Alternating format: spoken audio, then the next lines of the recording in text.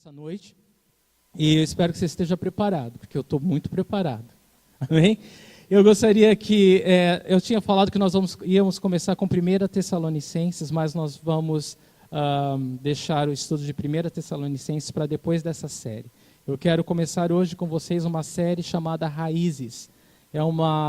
E o nome Raízes é porque, através dessa série, eu quero voltar com vocês à essência, a nossa essência, a olhar para Jesus e nos encontrar nele.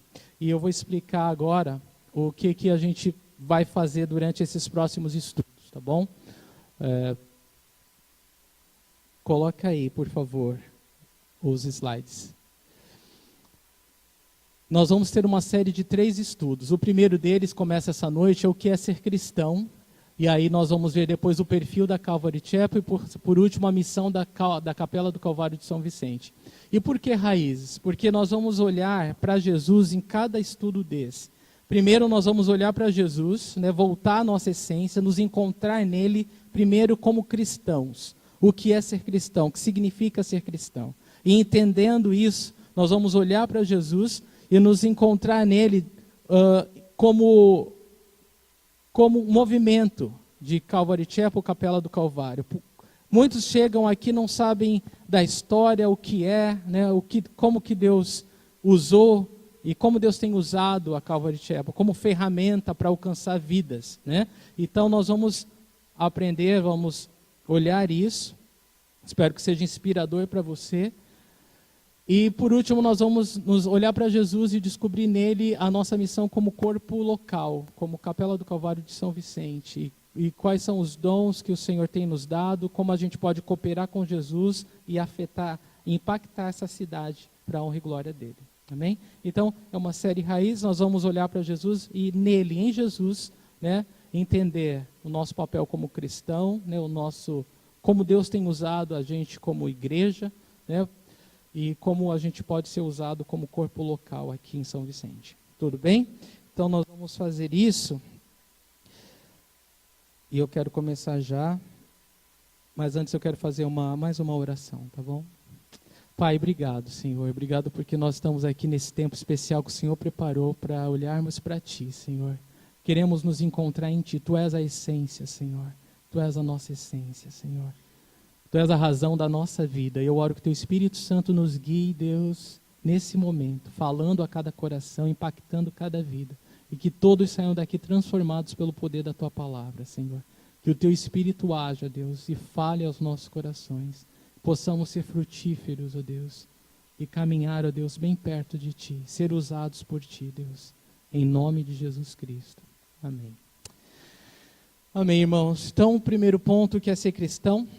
Nós vamos ver isso aqui hoje. A primeira coisa que eu quero falar é o que significa a palavra cristão. A palavra cristão, ela aparece primeiro, a primeira vez que aparece a palavra cristão na Bíblia, no livro de Atos dos Apóstolos, capítulo 11, no versículo 25 e 26. E aparece dizendo o seguinte, olha só. Então Barnabé foi a Tarso procurar Saulo, e quando o encontrou, levou-o para Antioquia. Assim, durante 1 ano inteiro, Barnabé e Saulo se reuniram com a igreja e ensinaram a muitos. Em Antioquia, os discípulos foram pela primeira vez chamados cristãos. Então, na cidade de Antioquia, foi onde os discípulos foram chamados pela primeira vez de cristãos.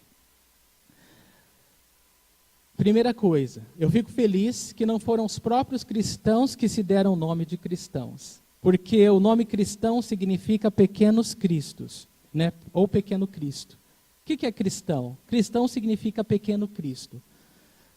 Mas não foram os cristãos que se auto-intitularam cristãos. Foram os de fora da igreja. Eles olharam para os cristãos, eles olharam para os seguidores de Jesus, mas eu amo o modo que o texto fala.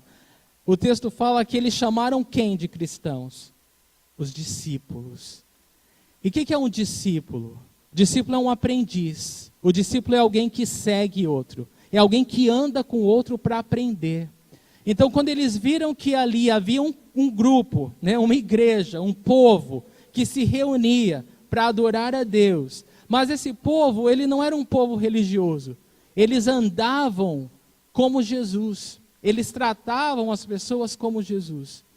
E eles, então, chamaram eles de pequeno Cristo.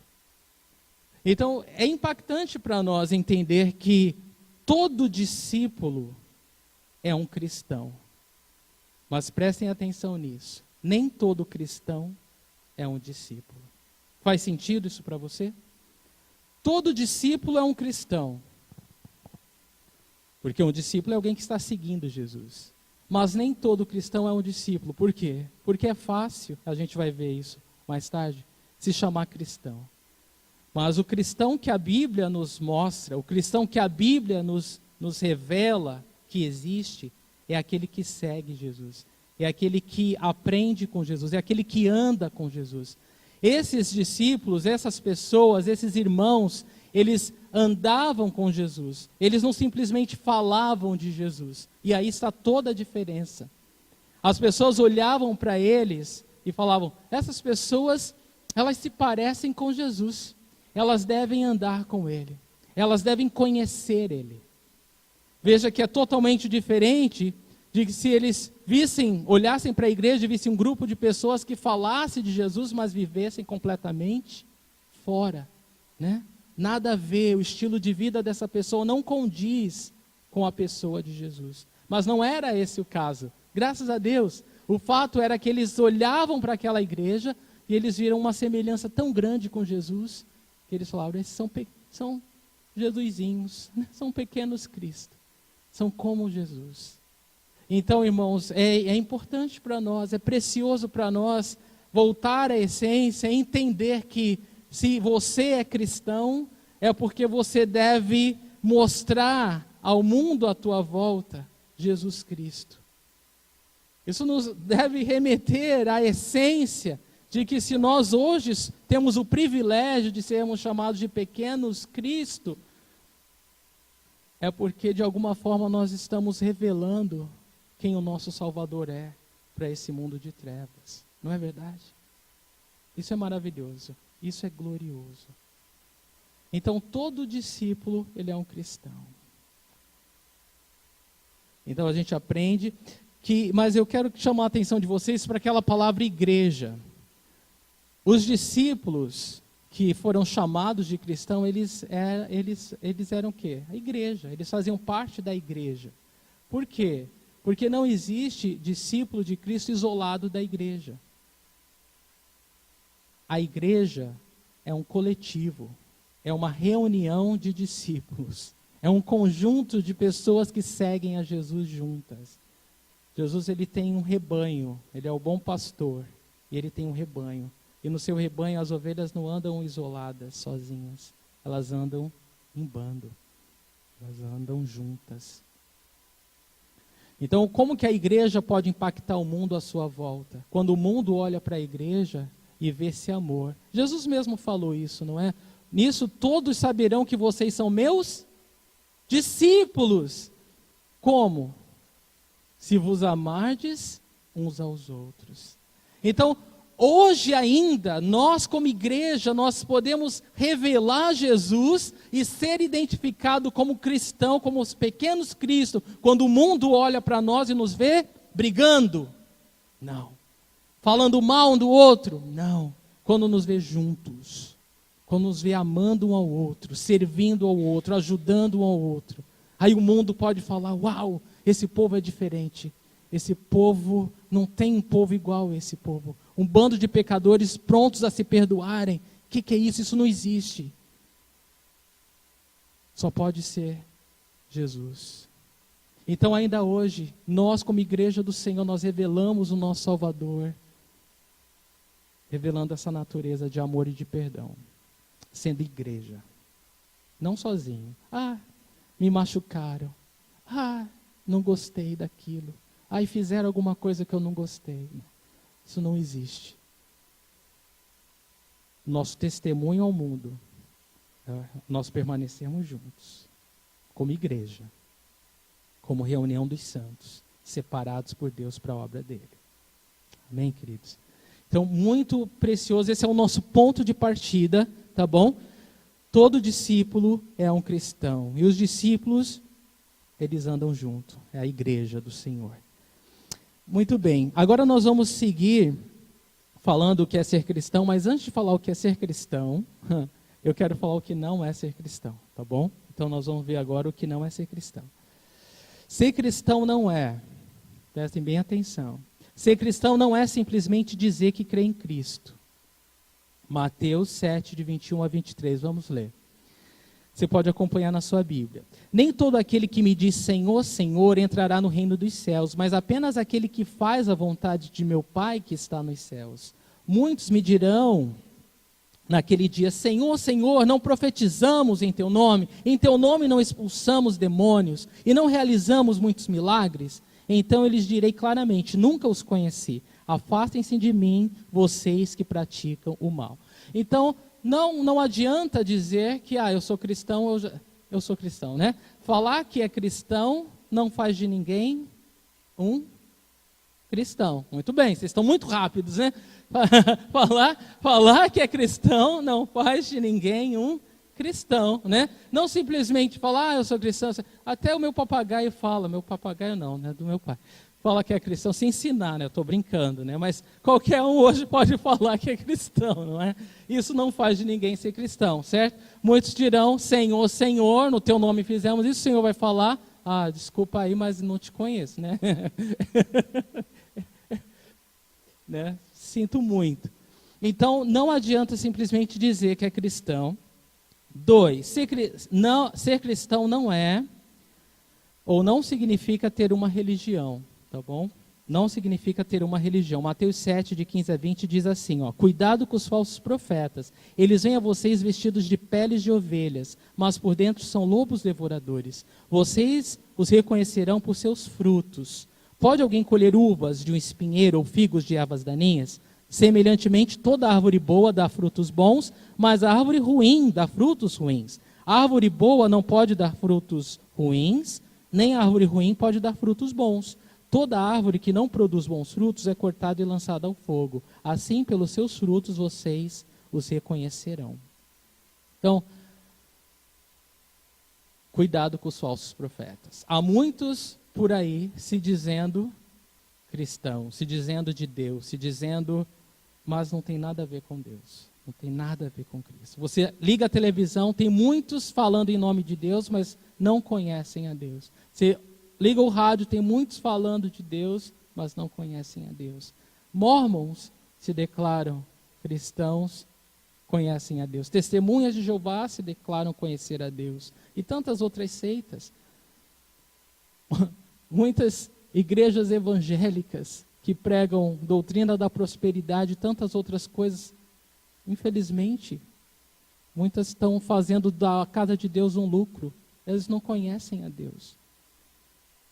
Então, cuidado. Dizer que vai a uma igreja, dizer que tem uma religião não faz de ninguém um cristão. Religião não pode salvar ninguém. Religião é o homem tentando alcançar a Deus, mas Jesus Cristo é Deus alcançando o homem nos seus pecados e limitações. É o oposto. Então, religião não salva ninguém. Tudo bem? E 3, ser cristão não significa ser merecedor da salvação ou das bênçãos de Deus. Isso eu quero enfatizar as boas obras aqui. Muitas pessoas pensam, não, porque eu faço boas obras eu mereço ir para o céu. Eu sou uma boa pessoa, né, eu mereço o céu. E não é verdade. Né? Boas obras não confere a ninguém a salvação. A palavra de Deus deixa muito claro isso para nós em Efésios capítulo 2. Efésios capítulo 2, de 8 a 10 diz, pois vocês são salvos pela graça, por meio da fé. Isso não vem de vocês, é dom de Deus, não por obras, para que ninguém se glorie, porque somos criação de Deus, realizada em Cristo Jesus para fazermos boas obras, as quais Deus preparou antes para nós as praticarmos. Então, ninguém se diz cristão porque faz caridade, né? Espíritas se dizem cristãos e tantos outros se falam cristãos porque fazem boas obras. O cristão, ele faz boa obra não para ser salvo, mas porque ele é salvo, ele anda em boas obras. É o que o versículo 10 fala. Diz aí, olha só, versículo 10. Somos criação de Deus realizada em Cristo Jesus para fazermos boas obras. Então, nós somos criação de Deus em Cristo para quê? Para fazermos boas obras. Então, Deus nos fez, Deus nos gerou para fazermos boas obras. Então, nós somos salvos para fazer boas obras. Nós não fazemos boas obras para sermos salvos, é o oposto, é o inverso. E isso é muito poderoso. Então é isso. Ser cristão não significa ser merecedor da salvação. E isso vale para todos os hábitos religiosos, como caridade, dízimos e outras ações. Né? Tem gente que fala assim, não, eu tomo a ceia, eu vou para o céu. Não, eu dou o dízimo, eu vou para o céu. E isso não tem nada a ver. Né? Os hábitos religiosos não nos conferem salvação nem favor de Deus. Porque tudo que nós recebemos de Deus é pela... Vocês sabem, igreja, pela graça, não é? Pela graça, né? Tudo graça de Deus. Porque quando você coloca Deus na parede, a impressão que dá é que você torna Deus seu devedor. Já reparou? Não, eu faço isso para ser abençoado, eu faço isso para... E aí você fala assim, agora Deus me deve, né? Se eu faço alguma coisa para ganhar algum favor de Deus, é como se eu colocasse Deus na parede e falar, agora Deus é meu devedor. E não funciona dessa forma, né? Isso jamais funciona. Por quê? Porque tudo que nós fazemos é porque Deus nos deu antes. Tudo que nós podemos fazer é porque Deus nos capacitou para isso. Então tudo vem de Deus. E nós somos simplesmente obedientes a Deus em fazer o que nós devemos fazer, não é? Pela graça de Deus. Amém? Então isso é bem importante. Então uma vez que a gente entendeu o que não é ser cristão, a gente pode falar agora sobre o que é ser cristão. Então o que é ser cristão então? Ser cristão é ser um seguidor de Cristo. É ter ter a amizade ou a comunhão com o Senhor Jesus. É olhar para Jesus como o único e suficiente Senhor e Salvador da sua vida. É isso que nos faz cristão. É esse novo nascimento, esse momento que nós cremos em Jesus, que nós entendemos que nós não somos suficientes bons para nos salvar, que nós entendemos que somos pecadores e que precisamos da ajuda de Deus. E nós reconhecemos que Jesus Cristo é essa ajuda, que Jesus Cristo é o Salvador, que se deu naquela cruz para morrer pelos nossos pecados e pagar com a própria vida os meus pecados. Quando eu entendo isso, quando eu creio nisso de todo o meu coração, um fenômeno espiritual acontece dentro de mim. O Espírito Santo de Deus passa a fazer morada em mim e eu nasço de novo. É um novo nascimento. Nesse momento, a salvação acontece. Nesse momento, eu me torno filho de Deus. Nesse momento, todos os ídolos caem por terra. Todos os ídolos que eu costumava adorar, que eu costumava seguir, já não tem mais valor nem espaço na minha vida e no meu coração. Só Jesus Cristo agora reina e domina dentro de mim. Isso é ser cristão. Amém? Isso é ser cristão. Parece óbvio, mas é tão precioso falar, não é? É tão poderoso falar isso. É tão poderoso viver isso. Romanos 10, de 9 a 11, nos diz: se você confessar com a sua boca que Jesus é Senhor e crer em seu coração que Deus o ressuscitou dentre os mortos, será, vamos lá, salvo. Pois com o coração se crê para a justiça e com a boca se confessa para a salvação. Como diz a Escritura, todo que nele confia jamais será envergonhado. Todo que nele confia jamais será envergonhado. É maravilhoso confiar em Jesus para a nossa salvação. Você não vai perder tempo, você não vai perder nada. Se você crê em Jesus para a salvação, você é salvo, de verdade, verdadeiramente salvo. E agora, irmãos, eu quero ver a parte final desse estudo, né? Aí você vai falar, mas já? Espera só que a gente vai ver. Que é o que Jesus Cristo, ele espera dos seus seguidores. O que Jesus Cristo espera dos seus discípulos. O que Jesus Cristo espera destes cristãos que creem nele de todo o coração. Que reconhece que ele é o Filho de Deus, que morreu, mas que ressuscitou, que venceu a morte, que nos deu a vida eterna. Ele espera algo de nós, né? E aí a gente vai ver agora essa parte final. Então, o que Cristo espera dos seus seguidores, meus irmãos? Primeira coisa, um novo nascimento. João 3, de 5 a 7 diz assim: respondeu Jesus, digo-lhe a verdade, ninguém pode entrar no reino de Deus se não nascer da água e do Espírito. O que nasce da carne é carne, mas o que nasce do Espírito é Espírito. Não se surpreenda pelo fato de eu ter dito, é necessário que vocês nasçam de novo. Jesus está falando para Nicodemos, é importante, é necessário nascer de novo. Mas como assim nascer de novo? Voltar para o ventre da mãe, como Nicodemos perguntou. Não, nascer espiritualmente. Porque por causa do pecado, todo ser humano ele é morto espiritualmente. Ele não tem um espírito vivo. O homem é corpo, alma e espírito. Mas aqueles que estão mortos espiritualmente, eles só são corpo e alma. Eles não têm vida com Deus, eles não têm relacionamento com Deus. Isso a gente só pode ter através da fé em Jesus Cristo. E é por isso que Jesus fala, é importante então que haja um novo nascimento. Quando a gente nasce espiritualmente, nesse momento que a gente crê em Jesus para a nossa salvação, há um novo nascimento.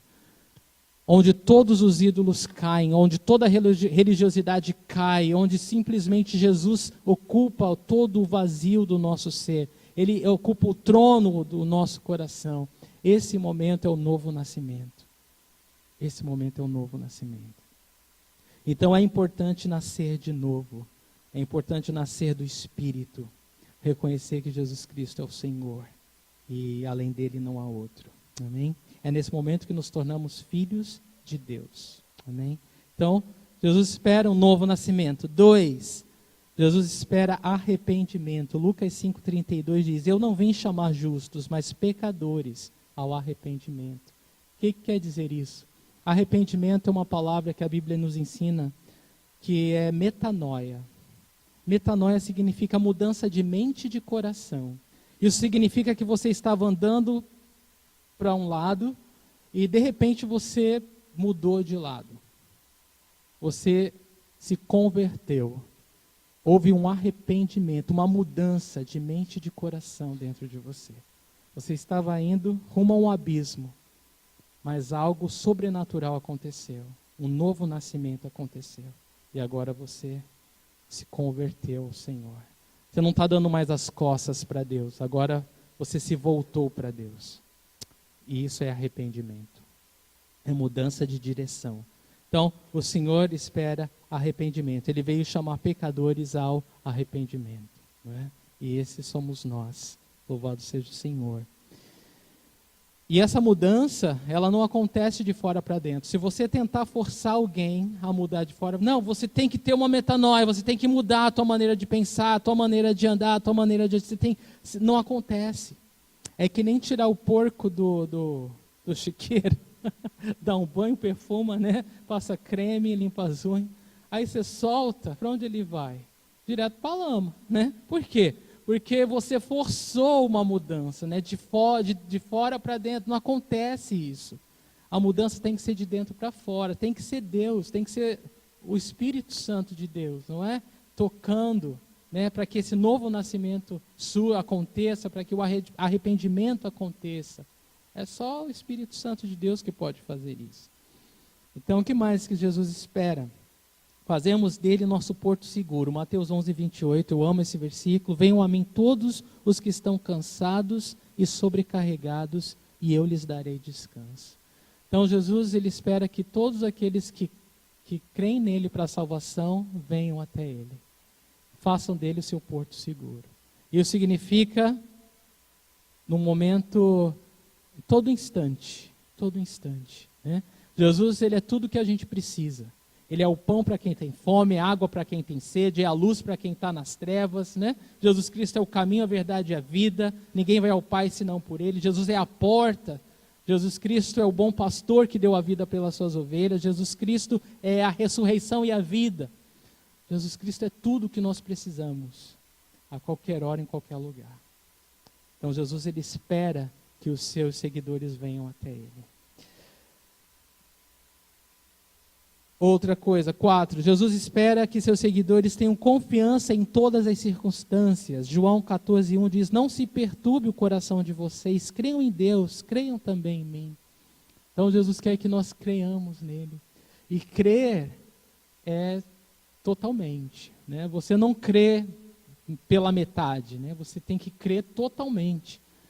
Você tem que se lançar nos braços do Senhor, independente das circunstâncias. Quando tudo vai bem, quando tudo vai mal, quando tudo acontece do jeito que você quer, do jeito que você gosta, do jeito que você espera, e quando tudo dá errado, você ainda assim, você crê, você confia, você sabe do amor que Ele tem por você.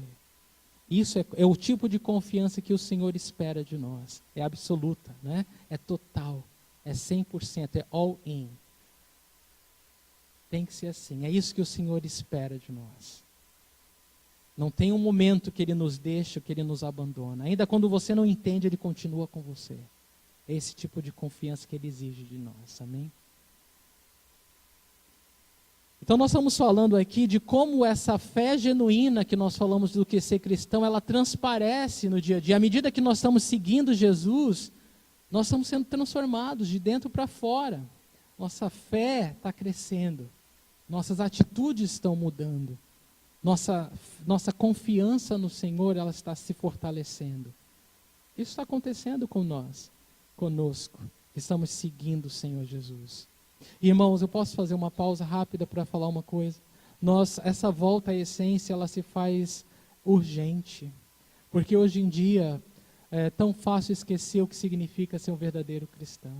Hoje em dia, como eu falei, até os cachorros se chamam cristãos. Hoje em dia virou moda, é onda gospel. Hoje em dia é moda falar que é cristão. Na minha época, a gente era ainda perseguido na escola. Olha lá o Bíblia, olha lá o pastor. Né? Por quê? Porque havia uma resistência. Né? O padrão era bem alto. Mas hoje em dia, esse padrão de vida do cristão, ele rebaixou tanto que o mundo já não vê mais diferença. E o pior, hoje, nem a igreja nota mais diferença.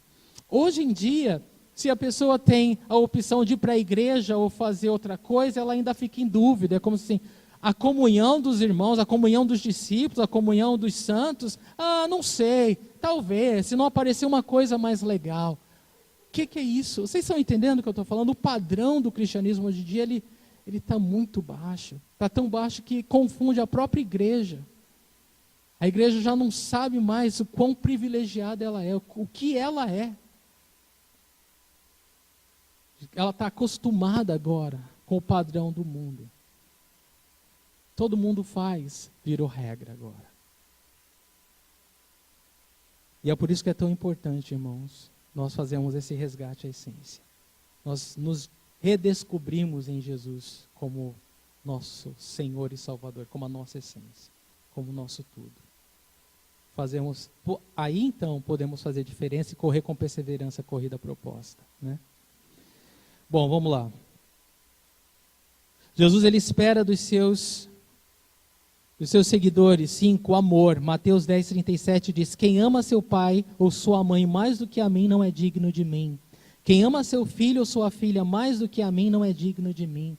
Então Jesus, ele espera dos seus seguidores amor. Amor a toda a prova. Se nós não tivermos um amor maior do que os laços afetivos de família para o Senhor, não somos dignos dele. Esse é o tipo de amor que ele espera de nós.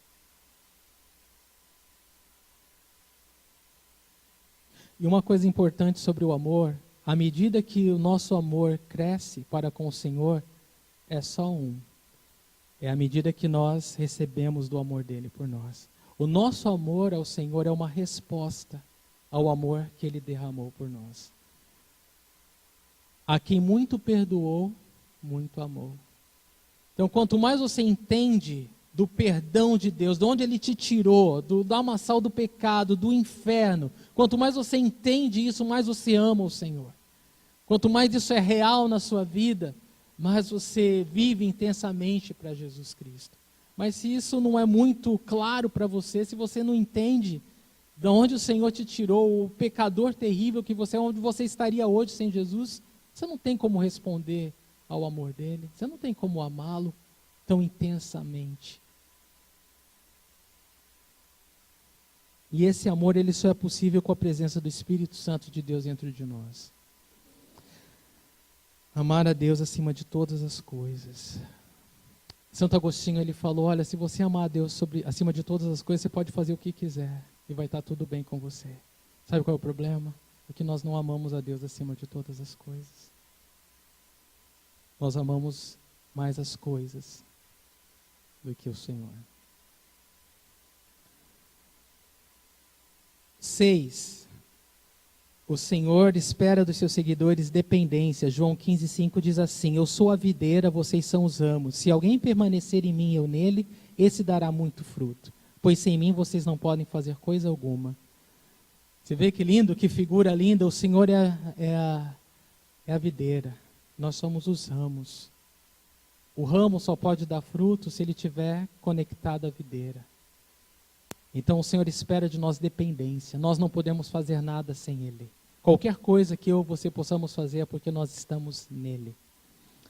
Essa dependência de Deus, permaneçam em mim, Jesus fala, permaneçam em mim. Sabe o que Jesus está falando, irmãos? Fica comigo. Fica comigo.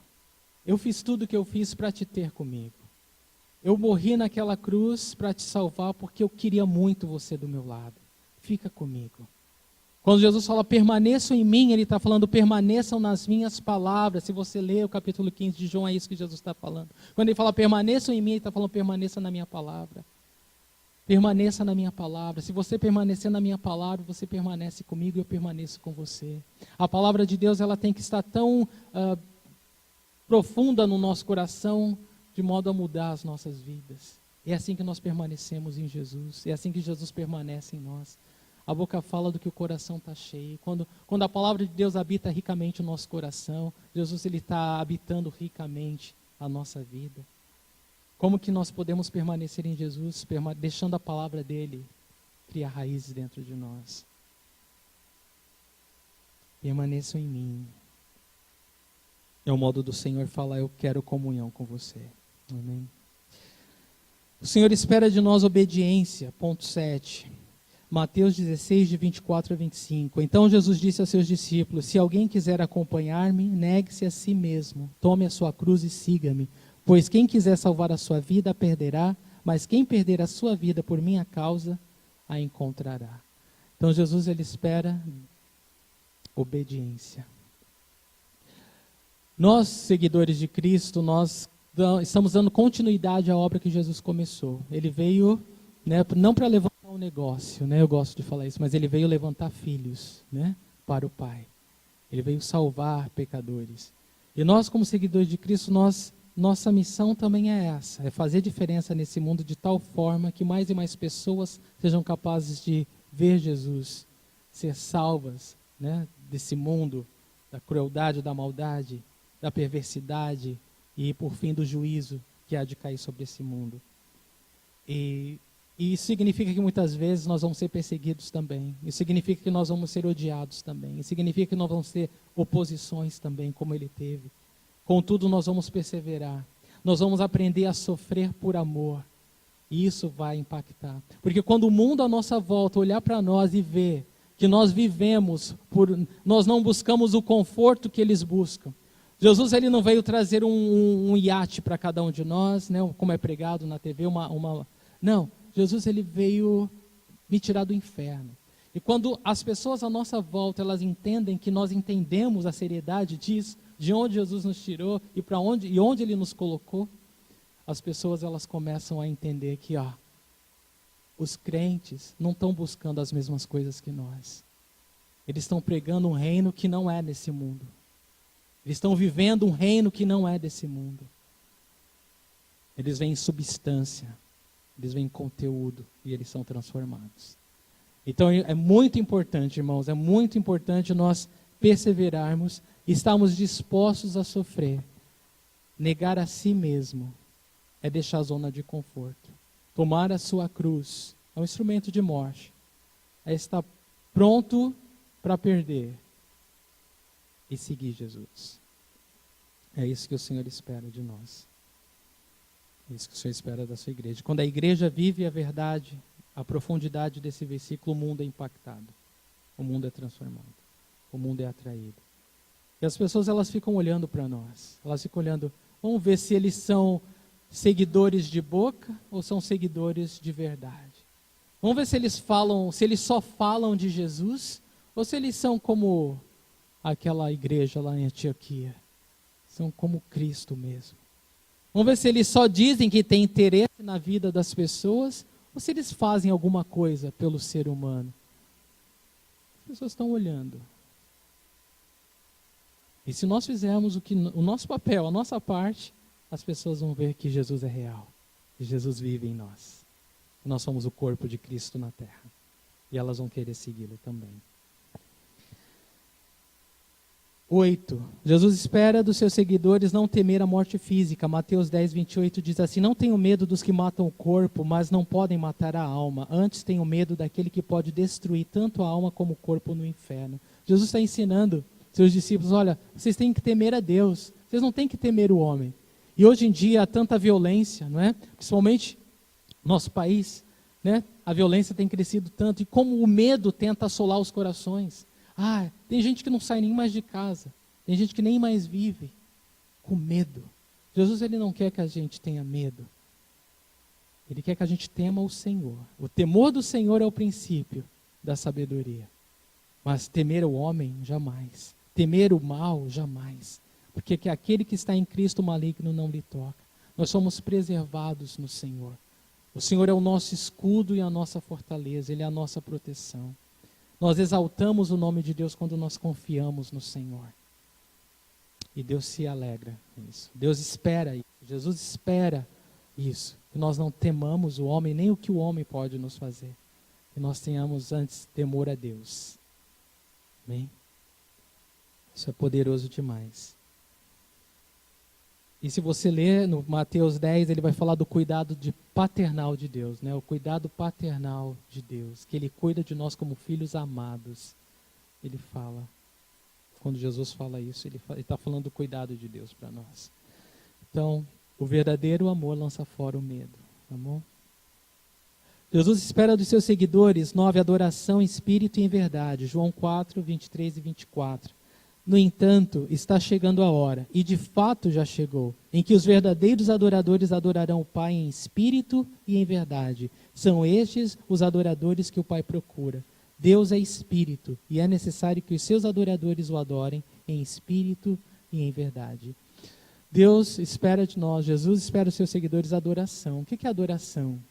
Adoração é o estilo de vida. Adoração é muito além do momento que nós nos reunimos como igreja, como corpo, para louvá-lo com canções, né? com as nossas vidas, ouvindo a palavra. A nossa vida para Deus deve ser uma adoração. Né? Nós somos salvos para adorar a Deus, criados para adorar a Deus. Então a adoração é um estilo de vida. A adoração é em todos os lugares, em toda hora. Né? Nós estamos adorando ao Senhor. O nosso respirar traz glória para o nome de Deus. Então, Jesus, ele não é só o meio da adoração a Deus, porque foi através do sangue dele que nós fomos santificados, né? Jesus Cristo é essa âncora segura, né, que rasgou o véu através da sua morte na cruz para que a gente adentrasse ao Santo dos Santos e prestássemos verdadeira adoração em espírito e em verdade a Deus. Ele não é só o meio, ele é o objeto da nossa adoração. Nós adoramos o Senhor Jesus, reconhecemos que ele é o grande eu sou. O eu sou revelado lá no Antigo Testamento, quando Deus se revela a Moisés, eu sou o que sou. Jesus ele disse a mesma coisa no Evangelho de João, eu sou. E não seja ingênuo, Jesus foi morto porque ele se declarou ser Deus. Por isso que eles o mataram. Jesus é Deus. Então ele não é só o meio da adoração, ele é o objeto da nossa adoração. Nós devemos adorá-lo. Né? É isso que ele espera de nós, adoração. Com as nossas vidas, com a nossa honestidade, com o nosso caráter, com as nossas escolhas, nós estamos adorando o Senhor. 10. Oração. Jesus espera dos seus seguidores oração. O Lucas 18:1 diz assim: então Jesus contou aos seus discípulos uma parábola para mostrar-lhes que eles deviam orar. O que diz aí? Vocês estão meio cochilando, vamos lá. Orar sempre, é isso aí, Carol. E nunca desanimar, não é? Então Jesus ele ensinou para que seus discípulos orassem sempre, orai sem cessar, orai continuamente, né? Orar sempre, sem desanimar. Então, oração é o respirar do cristão. Através da oração nós temos comunhão com Deus. Orar é falar com Deus e orar é ouvir a Deus. Quando você está orando a Deus, é importante você parar e ouvir o Espírito Santo de Deus falar ao seu coração. Isso é muito importante, isso é muito precioso. Oração é uma via de mão dupla. E é muito importante, nós oramos não para mudar o coração de Deus, mas nós oramos para alinhar o nosso coração à vontade de Deus. Nós oramos para perguntar, para saber qual é a vontade de Deus para as nossas vidas. Isso é muito importante. A oração é fundamental, é essencial, é vital para o cristão. Então, é claro que Jesus espera que seus seguidores tenham uma vida de oração.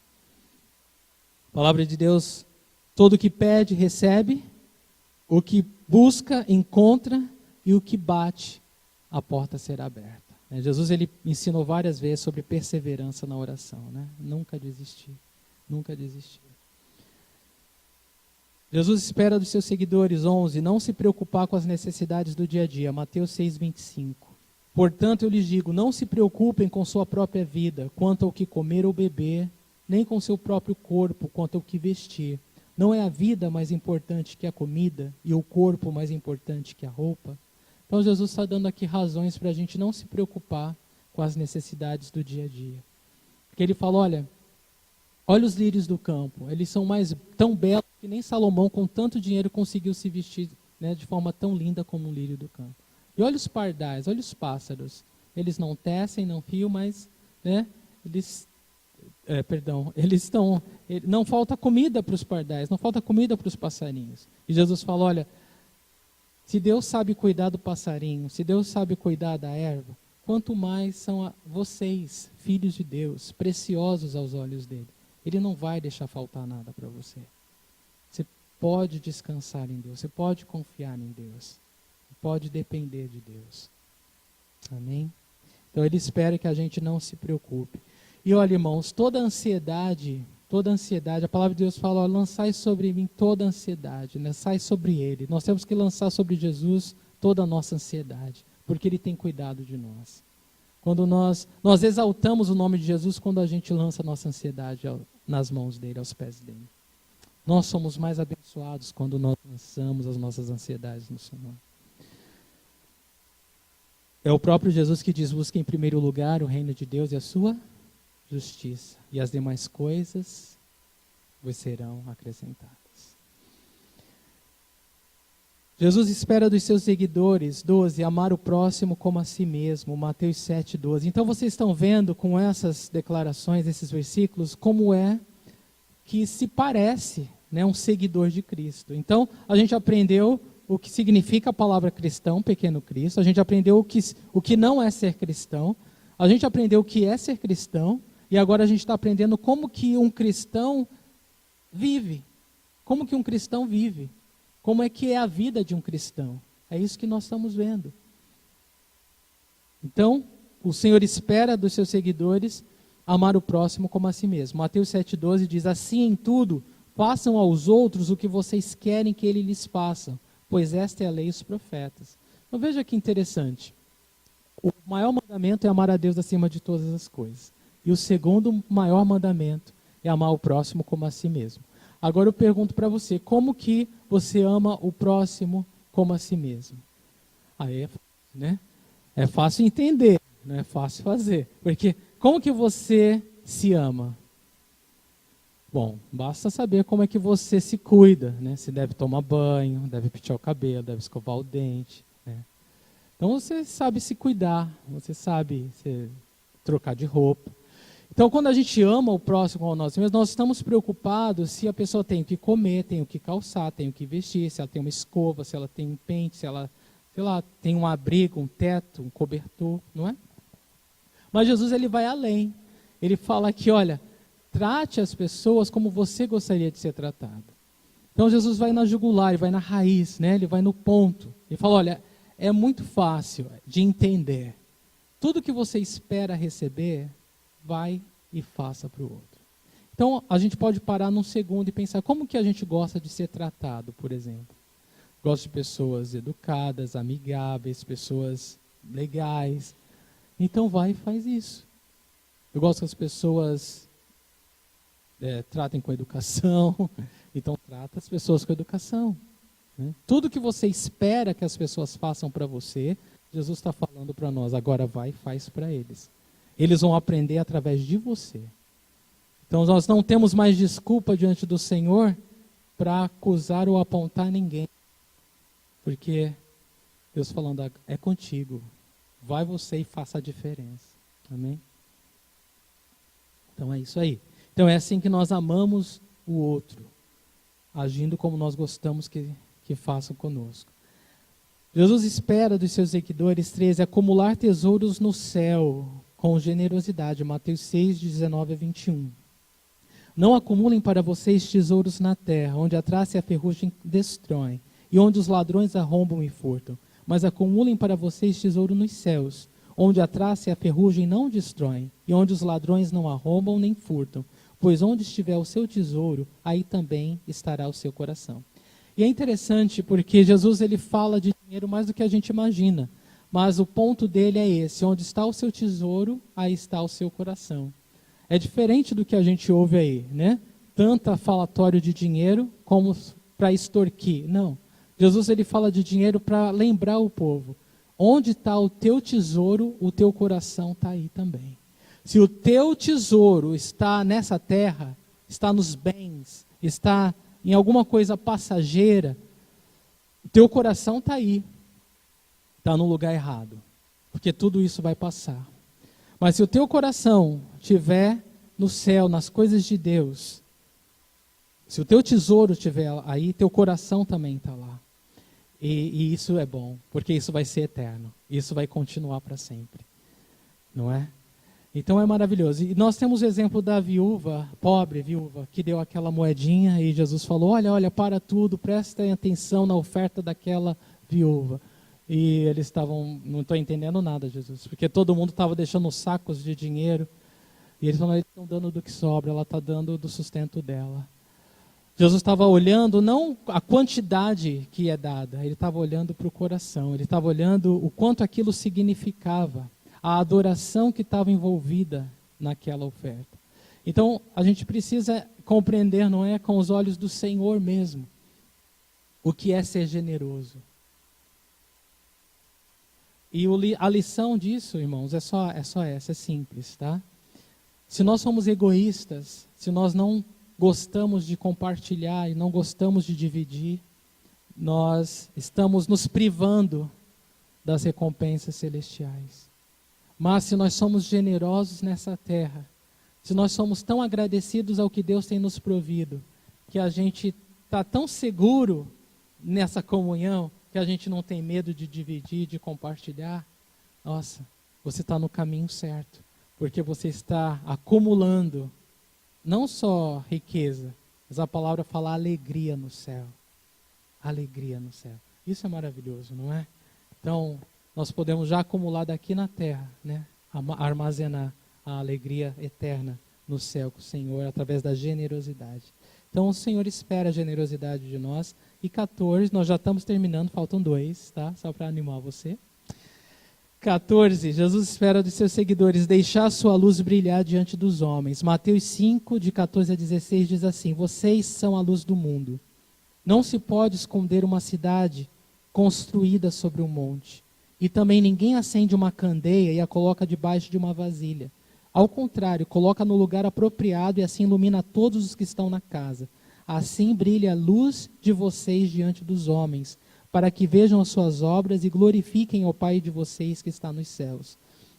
Então Jesus está falando, olha, vocês são a luz do mundo. E ninguém, não tem como uma cidade no alto de uma colina passar despercebido, né? Porque ela está lá no topo, ela está no lugar onde ela é facilmente vista. E aí Jesus está falando, olha, e também ninguém acende uma candeia e coloca debaixo da cama, vai iluminar o que lá, né? Mas coloca no lugar mais alto da casa para iluminar a casa inteira. Então Jesus está falando, vocês são a luz do mundo. Quando Jesus nos escolheu, né, quando Jesus nos salvou, quando Ele nos fez discípulos seus, o propósito dele é esse. Que a nossa luz possa iluminar esse mundo de trevas. Para que a gente possa estar em lugares estratégicos onde o máximo de pessoas possam ser iluminadas. O máximo de pessoas possam contagiadas pelo amor de Deus, pela graça de Deus, pelo poder de Deus, pela ação de Deus. Então Jesus está falando, não enterre seus dons, não se esconda, não se isole. Deus te salvou para impactar esse mundo. Brilhe a luz de você, deixa a tua luz brilhar. Deixa Jesus ser transparecido na sua vida. Deixa que pessoas que estão perecendo possam ter a esperança da vida eterna também. Esse é o desejo de Deus. Irmãos, um detalhe, tudo aquilo que é humano, que é carnal, que é natural, que é pecado, que é egoísta, não afeta nada. Não faz diferença nenhuma no mundo. Porque o mundo, ele perece, é um mundo que jaz no maligno, é um mundo que está condenado, é um mundo que está destruído pelo pecado. A diferença que nós podemos causar, é isso que é maravilhoso, é que como cristãos, como filhos de Deus, nós temos o poder de fazer diferença nesse mundo de trevas. Nós podemos brilhar a luz de Deus. E não tem como uma luz que brilha nas trevas passar despercebido, não é? Toda luz que brilha nas trevas, ela faz diferença. Ela faz diferença àqueles que estão perdidos. E é essa a vontade de Deus para as nossas vidas. E essa diferença, ela abrange todas as áreas da nossa vida, desde o casamento, marido, mulher, o respeito da mulher com o marido, o amor do marido com a esposa, a criação dos filhos, a honestidade no trabalho, a pontualidade no trabalho, o caráter, a vida em comunidade, a vida em família, o perdoar, o amar, o ajudar, o socorrer. Tudo isso faz diferença, irmãos. Tudo isso faz diferença. Deus nos levantou para fazermos diferença. E é essa volta à raiz que nós precisamos fazer. Muita gente não vê Jesus hoje porque ele olha para a igreja a igreja não está sendo um pequeno Cristo, não está seguindo Jesus.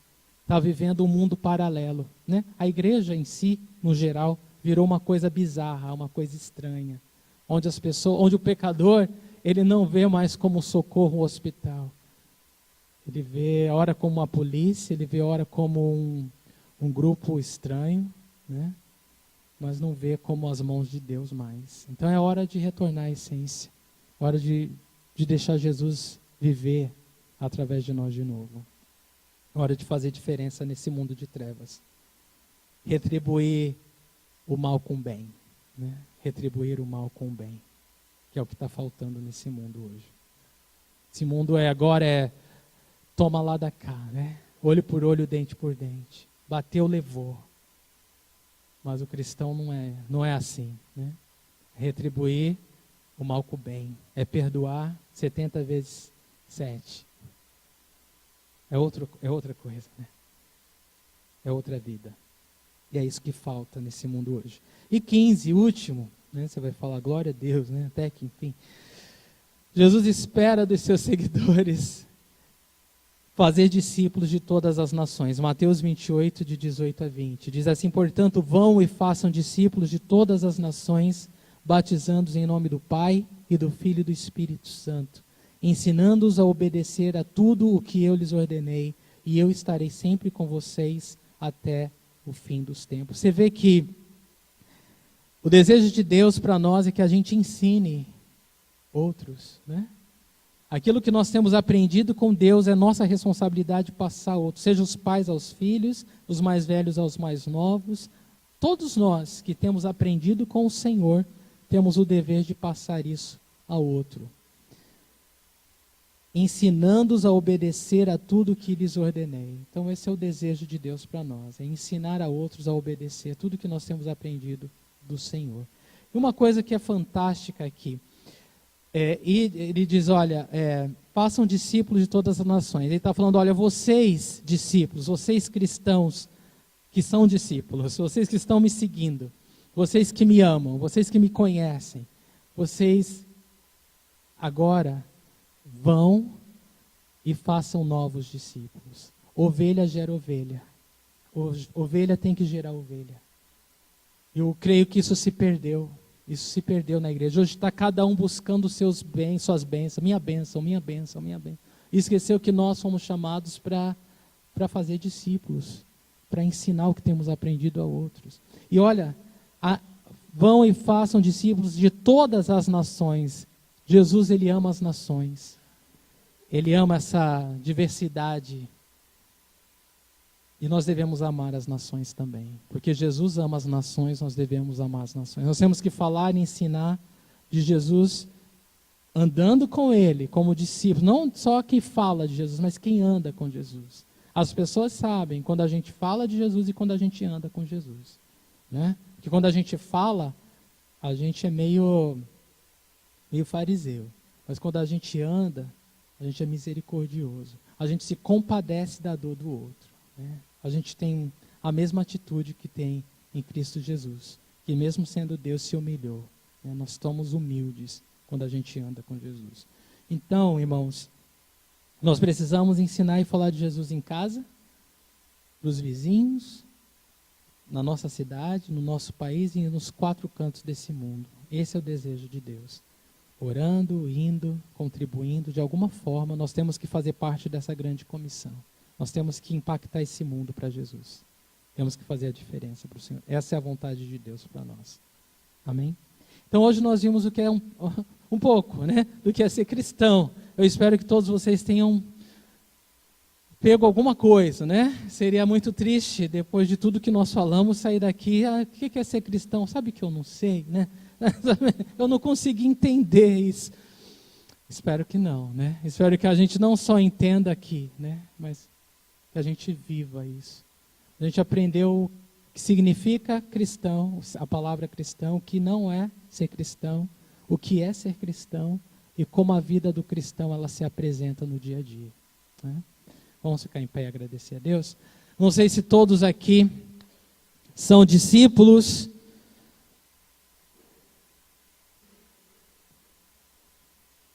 Mas eu oro que, se não for,